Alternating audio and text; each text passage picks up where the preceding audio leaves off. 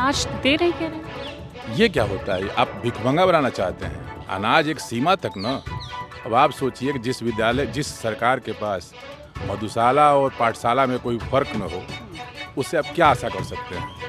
यानी कि अगर आप कंपोजिट लखनऊ कहेंगी, किसी विद्यालय का नाम अगर हो, तो कंपोजिट अगर लखनऊ कहने का मतलब सामने वाला ये समझ नहीं पाएगा कि वो दारू की दुकान पे जा रहा है कि विद्यालय पे जा रहा है।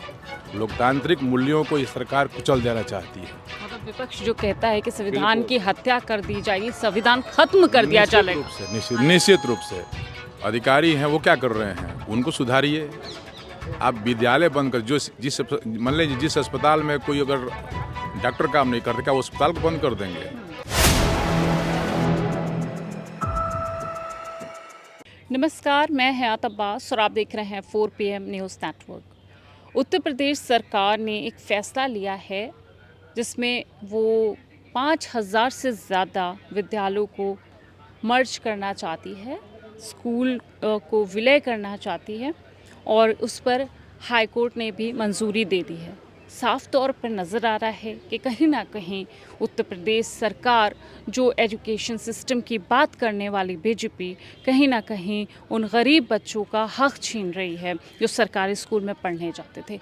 इसी सिलसिले पर बातचीत करने के लिए हम लोगों के बीच मौजूद हैं और जान लेते हैं। सर, क्या नाम है आपका? मेरा नाम सुनील सिंह है। सर देखिए, जिस तरह से एक यूपी में जो विद्यालय हैं उस मर्जर को लेकर तमाम बवाल मचा हुआ है। विपक्षी दल का साफ तौर से कहना है कि कहीं ना कहीं ये गरीब बच्चों का हक छीना जा रहा है शिक्षा से, और योगी सरकार ने इस फरमान को लाया और हाई कोर्ट ने इसको मंजूरी दे दी। आप कैसे देखते हैं? मैं तो कोर्ट के बारे में नहीं बोलूँगा कुछ भी, लेकिन कहीं न कहीं कोर्ट के सामने जो तथ्य हैं उन तथ्यों को रखने में चूक हुई है जो लोग रखने वाले थे। कारण ये है कि जहाँ एक तरफ हम टेक्नोलॉजी को लेकर के जापान या अन्य देशों से अभी आप जो ट्रेनों को लेकर के आप देख ही रही हैं, जो बुलेट ट्रेनें चल रही हैं, हम जापान जा रहे हैं। फिर जापान के बारे में अगर सोचते हैं, वहाँ एक बच्चों के लिए जो है विद्यालय चलता है, ट्रेन जाती है।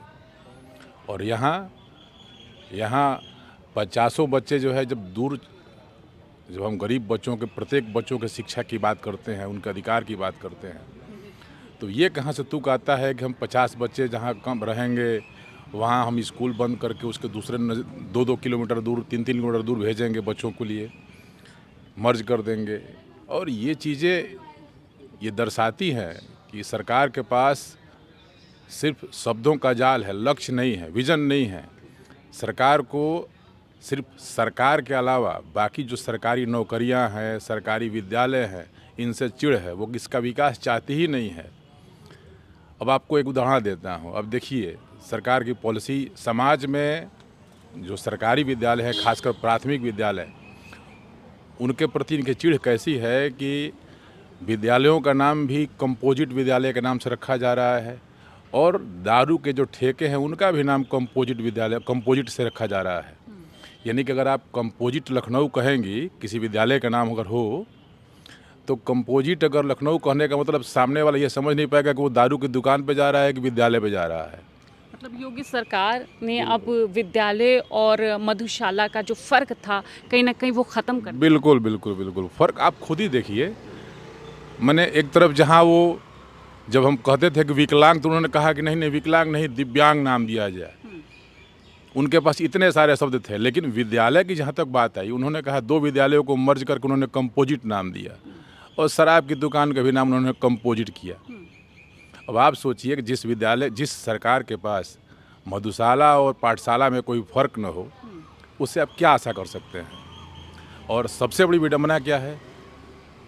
देखिए, इस सरकार में निश्चित रूप से ऐसा नहीं है कि हम जो विरोध कर रहे हैं वो सरकार का विरोध कर रहे हैं। सरकार की जो नीतियां हैं, गलत नीतियां, जैसे सरकार के कुछ अच्छे काम भी हैं। उन्होंने रोड का काम किया, बिजली का काम किया, सड़क का काम किया, निश्चित रूप से किया, इसके लिए साधुवाद है। लेकिन इस सरकार में अगर उनकी गलत नीतियों के खिलाफ अगर आप आवाज़ उठाएंगे तो ये सरकार सीधे आपका गर्दन दबा देगी। ये सरकार विरोध बर्दाश्त नहीं करती है। यानी कि इस सरकार में लोकतंत्र का हक नहीं है, लोकतांत्रिक मूल्यों को ये सरकार कुचल देना चाहती है। मतलब विपक्ष जो कहता है कि संविधान की हत्या कर दी जाएगी, संविधान खत्म कर दिया जाएगा। निश्चित रूप से इस सरकार में सबसे बड़ी कमी यही है कि आप विरोध करना जो है, आपको विरोध करने का अधिकार नहीं है। सर, आपने ये कहा कि ये शब्दों का जो एक जाल है, ताना बाना है, ये सरकार वो बुन रही है, विजन नहीं है। तो क्या लगता है आपको कि इस तरह का जो विलय करना या मर्ज करना विद्यालय में लाकर सिर्फ नाम बदलने पे ही काम कर रही है सरकार? एजुकेशन सिस्टम हो या हेल्थ सिस्टम हो, ये सारे कुछ फेल हैं। आपको उदाहरण दे रहा हूँ। जैसे आप देखे होंगे कि आप लोग मीडिया के माध्यम से निकालती हैं कि इस साल जो है 1 करोड़ या इतने करोड़ पौधे लगाए गए। होता क्या है, सब कागज़ों का खेल है। जिस विद्यालय के पास जगह नहीं है, उस विद्यालयों को ज़बरदस्ती आदेश दे करके कि आप जाइए और 200 पौधे का उठान कीजिए। उसके पास 2 पौधे लगाने की जगह नहीं है, उसको 200 पौधे जो है दिया जा रहा है। ये चिंता ही नहीं है। कागज़ में तो हो गया कि हमने 2 करोड़ पौधे लगा दिए।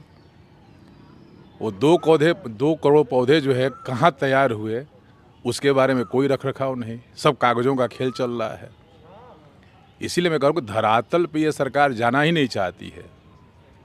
ये जो फोकस है, ठीक है, निश्चित रूप से आपने एक्सप्रेसवे बना दिया, जो चकाचौंध कर दिया, लेकिन भारत की जो पहचान है, भारत की पहचान गांव से है। भारत की पहचान उन जो सुदूरवर्ती क्षेत्रों से जो लोग हैं, यहाँ की 80% जनता गाँव में बसती है। आपने उन 80% जनता के लिए कोई काम नहीं किया। अनाज दे रहे कह रहे हैं। ये क्या होता है? आप भिखमंगा बनाना चाहते हैं? अनाज एक सीमा तक ना, एक सीमा तक ठीक है, अनाज आप दे रहे हैं, मैं इसका विरोध नहीं करता हूँ, लेकिन उसकी एक सीमा होनी चाहिए ना। ये अनाज पे बात करना, ये सब ये है ना कि इसका मतलब कि आप लोग भी उन मुद्दों पे बात नहीं करना चाहते हैं जो होना चाहिए। हम तो इसी मुद्दों पे बात करना चाहते हैं जो नौजवानों के मुद्दे हैं, जो महंगाई, बेरोज़गारी, एजुकेशन पे हम बात करना चाहते हैं। लेकिन जब हम सवाल करते हैं तो लोग कहते हैं अनाज दे रहे हैं। आप सवाल करते, मैं देखा हूँ, मैं कई बार टीवी में भी देखा हूँ, बहस वगैरह जो हो रही है, बात करते करते आप लोग सीधे जो बुनियादी चीज़ें हैं उसको छोड़ करके आप लोग कभी मंदिर पे चले जाते हैं, कभी ऐसी चीज़ों पे जाते हैं जहाँ लगता है ना कि उन चीज़ों पे बहस होनी ही नहीं चाहिए। तो वहाँ के प्रिंसिपल से आप बात करते हैं कि आपके पास कौन से आपके पास क्या क्या सुविधाएं हैं, आपके पास म्यूजिक है कि नहीं है, आपके पास प्लेग्राउंड है कि नहीं है, आपके पास मैथ के टीचर हैं कि नहीं है, साइंस के टीचर हैं कि नहीं है। लेकिन जैसे ही आप एक सरकारी विद्यालय की जो कल्पना जो सरकार करती है, वो 2 कमरा बनाती है। प्राथमिक विद्यालय के लिए जो बनता है स्ट्रक्चर, उसमें 2 कमरा बनता है और एक ऑफिस बनता है। अब बताइए कि 2 कमरे में क्लास 1 से लेकर के 5 तक को कैसे बैठाएंगे? यहीं से शुरू हो गया शिक्षा में गिरावट का दौर। 2 कमरों में आप 5 क्लास, तो जाहिर सी बात है कि बेहतर तरीके से नहीं पढ़ा सकते हैं आप। क्लास 1 को पढ़ाएंगे कि 2 को पढ़ाएंगे कि 3 को पढ़ाएंगे कि 5 को कि 4 को। तो 2 कमरों में 5 क्लास नहीं चल सकता है, तो व्यवस्था खराब होगी ही होगी। अब आप कहेंगे कि टीचर बेकार है, चलो तुमको वहाँ ले चलते हैं जहाँ पे लेकर मर्ज किया गया है। क्या वहाँ पे है क्या ऐसी व्यवस्था? वहाँ पे तो वही व्यवस्था है। तो ये मैं कह रहा हूँ कि जो जिस पे ध्यान देना चाहिए, आप जैसे एक स्कूल पे अगर 3 टीचर हैं, 4 टीचर हैं, ये कहती है ना कि हम पहली बार सुन रहे हैं सरकार से, विषय के आधार पर शिक्षक की नियुक्ति नहीं होती है, संख्या के आधार पर टीचर की नियुक्ति होती है। यानी कि आप सोचिए कि अगर हम 30 बच्चे हैं, 30 बच्चे, एक बच्चा क्लास 1, अगर 5 बच्चा क्लास 1 में है, 2 बच्चा क्लास 2 में है, 3-4 बच्चे 3 में है, उसी तरह से 4-5 में है, उनको 3 टीचर 2 टीचर कैसे पढ़ाएंगे? तो ये सरकार विषय के आधार पर अध्यापक की नियुक्ति नहीं करती है, संख्या के आधार पर नियुक्ति करती है और कहती है कि आपकी गुणवत्ता खराब है। हैं जो काम नहीं कर रहे थे, तो उनको जो है मतलब उनको हटा दिया जाएगा और ये विद्यालय इस तरह से मर्ज करने पर वो भी ठीक से काम करेंगे। जो अध्यापक काम नहीं कर रहे हैं, तो आप उन अध्यापकों को सुधारने के लिए ना, जो हमारे अधिकारी हैं, अधिकारी हैं वो क्या कर रहे हैं, उनको सुधारिए। आप विद्यालय बंद कर, जो मान लीजिए जिस अस्पताल में कोई अगर डॉक्टर काम नहीं करते, क्या वो अस्पताल को बंद कर देंगे? अब उस एरिया के लिए ना बनाया गया है अध्यापक, उस एरिया के लिए वो विद्यालय बनाया गया है, उस एरिया के लिए हॉस्पिटल बनाया गया है, वहाँ के लोगों के लिए जो बनाया गया है। तो आप उसको सुधारिए ना कि आप उसको बंद कर रहे हैं। ये कहाँ का, माने ये सबसे ख़राब बात है। दूसरी चीज़ ये, वो कह रहे हैं कि 100 प्राथमिक विद्यालयों में 100 बच्चों पे हम प्रधानाध्यापक नहीं देंगे, 150 पे जूनियर में 100 बच्चों के लिए।